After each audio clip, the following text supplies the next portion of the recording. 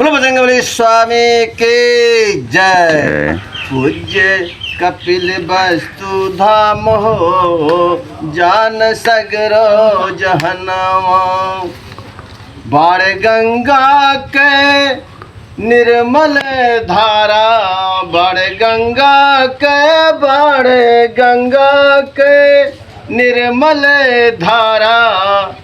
तट पर सोहै पवन कुमारा, तट पर सोहै पवन कुमारा। बन बाबा के स्थान हो, कैल राम नहनावा। बन बाबा के स्थान हो, कैल राम नहनावा। पूज्य कपिल वस्तु धाम हो, जान सगरो जहनावा। पूज्य कपिल वस्तु धाम हो, जान सगरो जहनावा। बोलो बजरंगबली स्वामी की जय।